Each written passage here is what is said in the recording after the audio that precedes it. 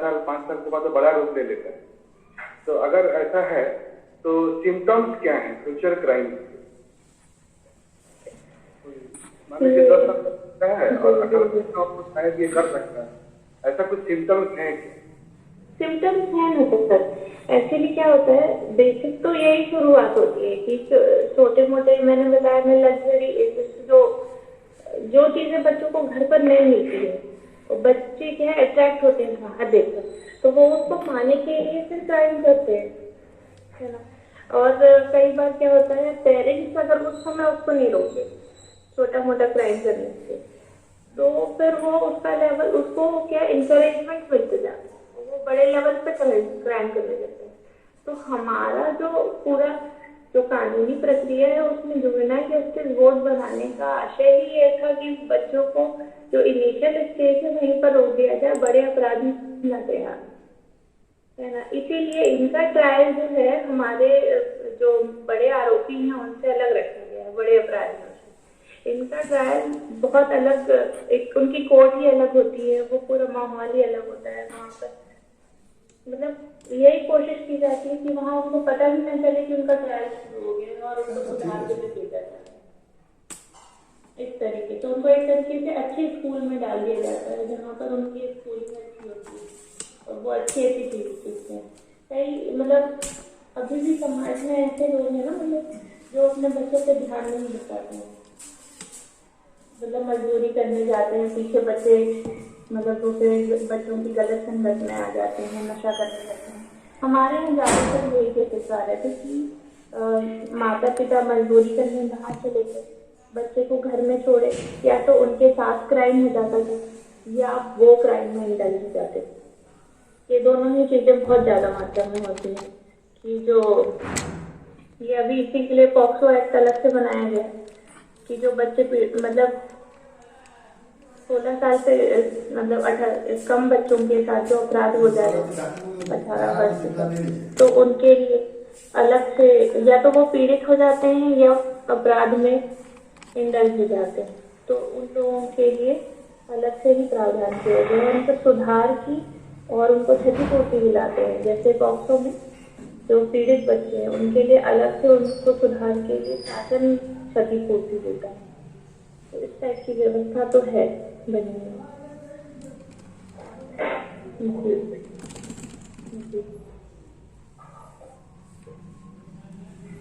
और एक मैडम जी, क्योंकि आज ये 17वां पाठशाला है और लगभग हमारे मन में जितने छोटी छोटी शंकाएं थी वो लगभग दूर हो गई है, और अगर बातें करते जाएंगे तो बहुत लंबा चलेगा, क्योंकि बच्चे का उम्र जितना लंबा होता है हर एक उम्र में हर एक पल में एक नया नया अनुभव होता है। तो आप 17वां पाठशाला में आई हैं, तो बुद्धिज्म में इसी सवाल का आपको बुद्धिज्म में आप कैसे देखते हैं? क्या बुद्धिज्म में इसका आंसर है जो समस्याएं आज हमारे सामने खड़ी? मैं तो बुद्धिज्म का सबसे ज्यादा पसंद जो है एक आइडियोलॉजी है, मुझे मध्यम मार्ग ही पसंद आता है। किसी भी चीज के एक्सट्रीम में नहीं जाना है, अपने आप को बिल्कुल मध्यम मार्ग लेके कि एकदम नहीं करना है वो भी नहीं और बहुत ज्यादा करना है वो भी नहीं। तो बुद्धिज्म के लिए, और यही मैं मतलब पेरेंट्स को भी सजेस्ट करूंगी और बच्चों को भी कि कुछ भी ना करने से अच्छा है कुछ कीजिए, और एकदम ज्यादा भी नहीं कम भी नहीं, और अपने आप में सुधार करना जरूरी है। मध्यम मार्ग जो मैं अपनी लाइफ में फॉलो करती हूँ वो मध्यम मार्ग है। तो एक्सट्रीम में कुछ नहीं, लेकिन अकेली होनी चाहिए, मतलब अपने अपने लाइफस्टाइल को सुधारने के लिए कोशिश करती हूँ। जैसे मैं चाहती हूँ कि मेरे बच्चे अच्छे आदमी बने, आगे चल के बड़े अच्छे नागरिक बने, तो उसके लिए मेरा प्रयास रहता है कि मेरा और मेरे हस्बैंड का कि बच्चों को ये शिक्षा देते हैं कि खुद अपने सारे काम, दिन भर की सारी एक्टिविटी खुद करना है, मतलब स्टाफ पे डिपेंड नहीं होते, जो हाउस हेल्प है उस पर डिपेंड नहीं होते हैं। हम लोग खुद अपने सारे काम जितना हो सके उतना मैनेज करते हैं। जब ऑफिस जाते हैं तो बच्चों के लिए फिर टेक केयर के लिए रखना पड़ता है हाउस हेल्प, कि उनकी देखभाल, उनको समय पे खाना देना, ये सब। और वही हम लोग भी प्रयास करते हैं कि समय पे सोना, समय पे उठना। ये कुछ ऐसी चीजें हैं कि आगे जाके आपको लाइफ में बहुत बड़ा लीड देती है। अपना अगर लाइफस्टाइल आप सुधार लेते हैं, सोना, उठना, बैठना, समय की पाबंदी, मतलब टाइम से कहीं भी उपस्थित होना है। अगर आपको 10 बजे बोला तो आप 5 मिनट पहले ही वहां उपस्थित रहिए। तो ये सब चीजें आती हैं तो लाइफ अपने आप इम्प्रूव करती है और कहीं ना कहीं अच्छी जगह ही जाते हैं आप, डायरेक्शन अच्छा ही होता है। तो ये दोनों चीजें मैंने बुद्धिज्म से सीखी है, तो मध्यम मार्ग और ये पंक्चुअलिटी, ये इसी तरीके से अपनी लाइफ को लीड करती है। Thank you madam. और ये इसका इफेक्ट जोनल जस्टिस में भी आता है? जी जी, क्योंकि हमारे हिसाब से बच्चे का की तरफ प्रभाव जाता है। जी जी जी, समाधान में ये इसका भी जरूर अंश है, बहुत दर्शन का। हाँ हाँ हाँ जी। और किसी का कुछ सवाल? सर मेरा एक सवाल है मैम से। मैम मेरा प्रवास है। मेरा जो सवाल है, जो बच्चों का डिमांड होता है, अगर वो डिमांड मीट नहीं होता तो शायद वो दूसरा रास्ता ढूंढते हैं। जी। तो इसमें एज ए पेरेंट तो एक पेरेंट को क्या करना चाहिए? बच्चे का जो भी डिमांड है, हर डिमांड को फुलफिल करना चाहिए या फिर मतलब कैसे रिएक्ट करना चाहिए? कि हम भी थोड़ा कंफ्यूज हो जाते हैं, सब दे या ना दे। नहीं, एक्चुअली क्या है, आजकल दूसरी समस्या है। पहले थी गरीबी ज्यादा समस्या थी, अब ये समस्या है कि अब है सब कुछ है, हम चाहें तो सब अवेल करा सकते हैं, लेकिन बच्चे ऐसे अवेलेबल कराने से बच्चे को उस पैसे की और मेहनत की वैल्यू खत्म हो जाती है, जो मैं सोचती हूँ, है ना। तो मैं ये जितना जरूरी है उतना ही बच्चे को दें और उससे ज्यादा नहीं, है ना। और जब भी बच्चा कोई चीज की जिद करता है तो ऐसे नहीं कि उसको तुरंत उसको प्रोवाइड करा दी जाए। मतलब वैलिड चीजें तो ठीक है, लेकिन मतलब इतना ज्यादा लग्जरी नहीं देना है कि लाइफ में आगे चल के वो मेहनत करने की जरूरत ही ना हम महसूस करें। उसको ये महसूस होना चाहिए कि मुझे मेहनत करना है, मतलब अपनी इच्छाएं पूरी करनी तो मुझे मेहनत करनी पड़ेगी, वरना मेरी इच्छाएं पूरी नहीं होगी। जैसे आप मतलब प्यार में हम बच्चों को कि हाँ चलो आपको ये चाहिए दिला देते हैं सब कुछ। अगर सब कुछ ही दिला दिया तो उसको तो बस ये रहेगा कि मम्मी पापा से मैं एक बार बोलता हूँ मुझे सब चीजें मिल जाती है, मुझे क्या जरूरत पढ़ाई करने की या आगे बढ़ने की। तो ज्यादा लाड़ प्यार से बच्चे मेहनत करना छोड़ देते हैं। तो मेरा तो यही सजेशन है कि इनको उतना ही दिलाया जाए जो बहुत जरूरी है, और अगर मतलब कुछ स्पेशल भी है तो उसको थोड़ा सा टारगेट दें कि बेटा अगर आप ये काम कर देते हो या क्लास में अच्छा परफॉर्म करते हो या आप पर डे आप अपना रूटीन ठीक रखते हो, जैसे सुबह उठ के एक्सरसाइज करोगे कुछ दिनों के बाद। जैसे मैं मेरे बर्थडे का मेरे बेटे का एग्जाम्पल दे रही हूँ अभी। कुछ दिन पहले वो एक वॉच की डिमांड कर रहा था बहुत दिन से, तो मैंने उसको तब तक नहीं दिलाया जब तक उसने अपना रूटीन मतलब जो हमारी बातें मानता था, समय पे उठना, समय पे ये करना, अपना बैग समय अपनी जगह पे रखना, ये सारी चीजें वो जब उसके रूटीन में आ गया और फिर उसको ये बोला था कि आपको बर्थडे पे दिलाएंगे, तो 2-3 महीने बाद उसको एक वॉच मिली। चाहते तो हम तुरंत दिला देते लेकिन उससे उसको उसकी वैल्यू खत्म नहीं करता और वो काम भी नहीं करता। तो मेरा तो यही है कि बच्चे को ज्यादा ये सिखाना चाहिए कि मेहनत करो। और आजकल बच्चों का भी जस्टिफिकेशन रहता है कि उसको मिला है, उसको उसके पेरेंट्स ने दिया है और हमें क्यों नहीं मिला, मतलब वो थोड़ा डिफिकल्ट होता है उनको समझाना। नहीं तो उनको समझाइए ना कि हम जो आपको ये सारी सुविधाएं दे रहे हैं उसके लिए हमको कितनी मेहनत करनी पड़ती है ना। हम मेहनत कर रहे हैं तभी आपको ये सुविधाएं दे पा रहे हैं, अदरवाइज नहीं दे पाएंगे। तो उसको भी ये समझाइए कि बेटा हमारे घर में ये सिस्टम है, मतलब हमारे घर का अलग सिस्टम है, उसको बताइए। वो दूसरों से ऐसे तो वो किसी से भी कंपेयर करके आ जाएंगे, लेकिन हमारा भी तो एक लिमिटेशन है ना। तो बच्चे को जरूर ये पता होना चाहिए कि हमारी फैमिली में क्या लिमिटेशन है, और कुछ तो बनानी भी चाहिए। अगर नहीं है तो आप प्लीज बनाइए उसको, ये बताइए कि हमारी ये लिमिटेशन है, हम इतने में ही आपको सुविधा दे पाएंगे। तो उससे क्या है, बच्चा ये समझेगा कि अब उसको अगर वो चीज चाहिए तो उसको मेहनत करनी है। तो अपने अपने आप में वो कुछ एफर्ट ही नहीं करेगा, है ना। अगर आप इसका उसका देख के उसको मिला देंगे, उसको बताइए कि लिमिटेशन है बेटा, उसके घर में वो लिमिटेशन नहीं, लेकिन हमारे घर में हम नहीं दिला पाते। थैंक यू, थैंक यू जी।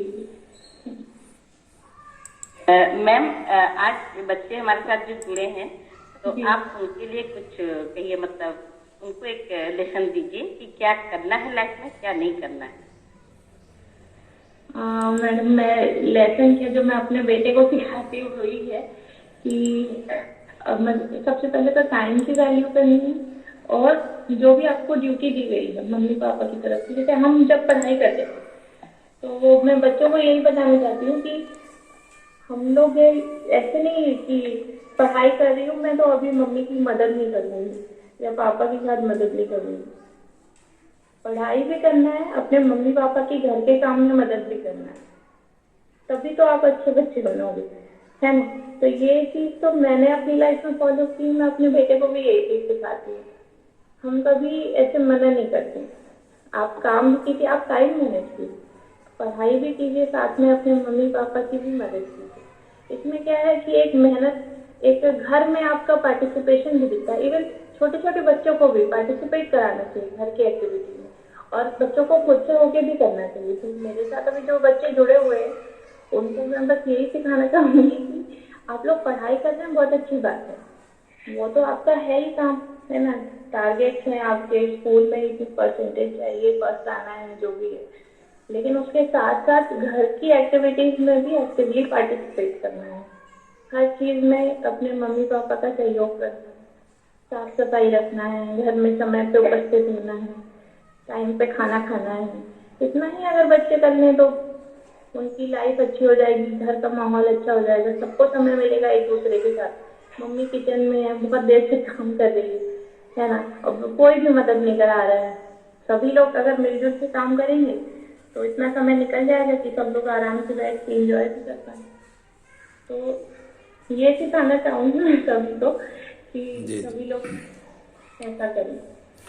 बहुत अच्छा, आज के सेशन बहुत ही अच्छा रहा, और शायद अभी बच्चों के तरफ से तो नहीं, और अभिभावक की तरफ से और कोई क्वेश्चन तो अगर है तो वो भी अपनी व्हाट्सएप में भेज दीजिएगा, क्योंकि समय हो रहा है, 10 बज गया है।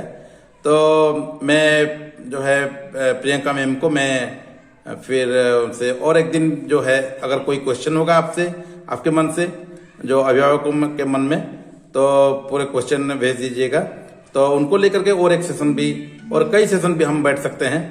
और मैं अभी प्रिंसिपल जी को अनुरोध करता हूं कि वो फिर आगे बढ़ाए कार्यक्रम को।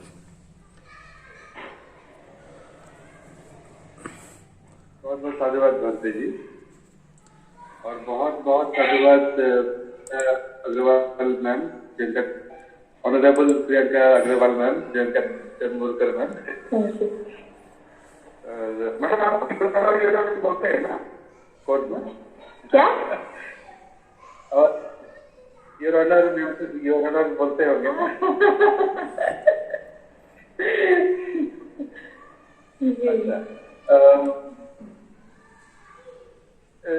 आज एक बहुत बेहतरीन शिक्षक आज से हम लोग वार्तालाप किए, हम लोग मिले, ये हमारे लिए बहुत गर्व की बात है। और एक हमको बिल्कुल ऐसा नहीं लगा कि हम किसी गेस्ट के साथ आज बात कर रहे हैं, हमको ऐसा लगा हम सब वार्तालाप जुड़े हुए हैं, क्योंकि आप एक जज होते हुए भी आप एक माँ, और अपने अनुभव से और अपने प्रोफेशनल अनुभव से दोनों को मिला के आपने अपना विचार रखा, ये काबिल तारीफ है, बहुत ही महत्वता है इसका, बहुत ही इफेक्टिव है। और मैडम क्या क्या आज बताए कि ये आशा है कि आप सब नोट किए होंगे अपने दिमाग में भी, और इसके ऊपर आप लोग सोचिए, जितने भी जुड़े हुए हैं धर्म बंधुओं, उपासिका और स्टूडेंट, और मन में कुछ शंका है तो जरूर पूछिएगा। बच्चे को भी आप मैसेज कर सकते हैं थ्रू बनते जी, हम मैडम के पास पहुंचा देंगे। और मैडम आपको बहुत बहुत साधुवाद। और समय हो तो हम आप बीच बीच में ऐसे और आइएगा, हम आपसे बहुत कुछ और जानना चाहते हैं। आज तो थोड़ा सा डिस्कशन लेवल पे हुआ, कुछ अगर लीगल लेवल पे बात करना है हमको तो हमें वो भी सीखना है, क्योंकि ऐसे ऐसे केसेस हो जाते हैं कभी कभी कि बच्चे को सेव भी करना है और उससे गलत चीजों को दूर भी करना है। तो इन चीजों में दुविधा रहती है, पेरेंट्स में हमें भी दुविधा रहती है। तो आपकी बहुत आभारी है ma'am, thank you very much. आप अपने बहुमूल्य समय हमें दिए। और एक जज तो कभी छुट्टी में होते ही नहीं है, ये भी हमको पता है। wherever a judge stands, court starts। तो आज बकायदा हम एक कोर्ट में बैठे थे और एक कोर्ट से जज से हम आज का जो जस्टिस विचार आया और हम तक पहुंचा है।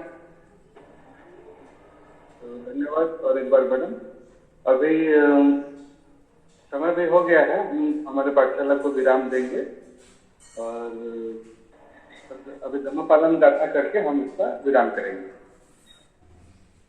सब पापकरणं कुशलसौपसम्पदा सचित्त परियोदपनम् एतं बुद्धान शासनम् धम्मं चरेत् चरितं नतं चरितं चरेत् धम्मचारी सुखं सेति अस्मिन् लोके परं हि च न तावता धम्मधरो यावता बहुवर्षति यो च भवन्ति सुस्थानं धम्मं कायेन पश्यति तवे धम्मधरो होति यो धम्मं न पमज्जति नत्थि मे शरणम् अयम् बुद्ध मे शरणं वरम् एतेन तच्च वज्रेन भूतु मे जयमङ्गलम् नत्थि मे शरणम् अयम् धम्म मे शरणं वरम्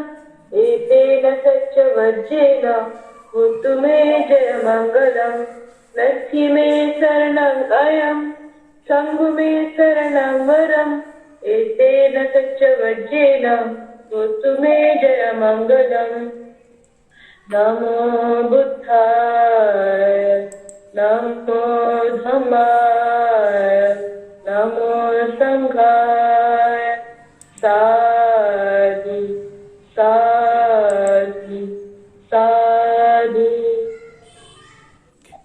बंदे जी जी जी नमो बुद्धाय। बंदे जी अगर इजाजत हो तो मैं कुछ कह सकती हूँ जी। भट्टी जी आज की टॉपिक पे जो रखा उसके लिए बहुत बहुत धन्यवाद। और मुझे लगता है सदम पाठशाला में इसका बहुत बड़ा हाथ है हमारे बच्चों को सही रास्ते में लेने के लिए, उसके लिए बहुत बहुत धन्यवाद।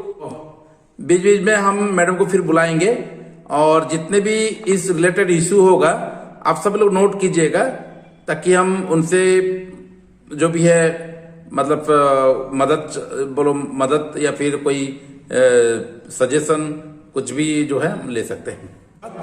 सबको नमो बुद्धाय और एक बार भी और सब जी नमो बुद्धाय नमो बुद्धाय नमो बुद्धाय नमो बुद्धाय नमो बुद्धाय नमो बुद्धाय नमो बुद्धाय सबको नमो बुद्धाय।